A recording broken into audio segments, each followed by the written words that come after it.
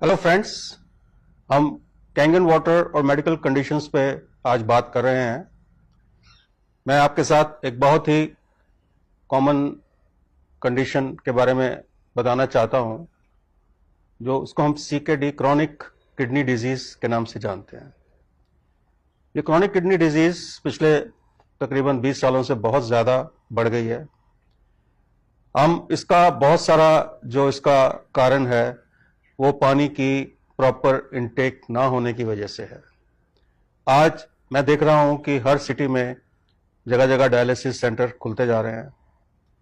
मैंने जब बहुत साल पहले MBBS किया था 1975 में, तो डायलिसिस यूनिट हमारे हॉस्पिटल में नहीं होता था क्योंकि जरूरत ही नहीं होती थी इसकी। आजकल डायलिसिस हॉस्पिटल बनने लग गए, तो आप इससे अंदाजा लगा सकते हैं कि प्रॉब्लम कितनी बढ़ चुकी है। कैंगन वाटर का क्रॉनिक किडनी डिजीज में बहुत अच्छा रोल है, क्योंकि इसमें हम पानी को रेगुलेट करके किडनी फंक्शन को प्रॉपर कर सकते हैं। ये एक किडनी को टोटल फेलियर से बचा सकता है। अगर ठीक टाइम पे इंटरवेंशन की जाए तो ये आपको आने वाले जो कॉम्प्लिकेशंस हैं, जिसमें कि kidney failure, complete kidney failure, uraemia, pre uraemic condition से ये आपको बाहर निकाल सकता है। ये जो आप पानी पीते हैं ये आमतौर पे बॉटल्ड वाटर एसिडिक है, और जो पानी हम RO से पीते हैं, RO में से निकाल के पीते हैं घरों में, उसमें इलेक्ट्रोलाइट्स नहीं है। बिना इलेक्ट्रोलाइट्स का ये पानी और एसिडिक पानी आपकी बॉडी को एसिडिक करता है।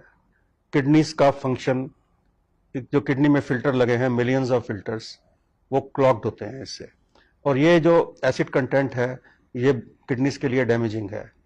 अब होता क्या है कि जैसे ही किसी को थोड़ी सी किडनी कंडीशन, चाहे वो डायबिटिक की कॉम्प्लिकेशन हो या वैसे किडनी डिजीज हो, तो डॉक्टर्स फर्दर उसका पानी रिस्ट्रिक्ट कर देते हैं कि आप पानी कम पीजिए, क्योंकि वो पानी आपके शरीर में जाके जम जाएगा, आपको स्वेलिंग्स आ जाएंगी, पैरों में स्वेलिंग आ जाएगी। तो पानी और कम करने से जो किडनी का फिल्ट्रेशन रेट है वो हाइड्रोस्टैटिक प्रेशर ना मिलने से और भी कम हो जाता है। सो एक सिचुएशन वो बहुत ही विशियस सर्कल में एक पेशेंट कैद हो जाता है और किडनी फेलियर की तरफ चल पड़ता है। कैंगन वाटर से क्या होता है कि हम उसको पूरे ब्लड को अल्कलाइन करते हैं। अल्कलाइन ब्लड हो जाता है जब आप 8.5 9.5 का पानी पीते हैं। तो उसके करने से जो एसिडिक रिएक्शन है जो किडनीज में आमतौर पे देखा जाता है, वो बहुत ही रेगुलेट होता है। और इस रेगुलेशन से आप देखेंगे कि आपकी यूरिन आउटपुट, हमने सिर्फ एक ही चीज देखनी होती है कि आपकी टोटली पेशाब बंद तो नहीं हो गया।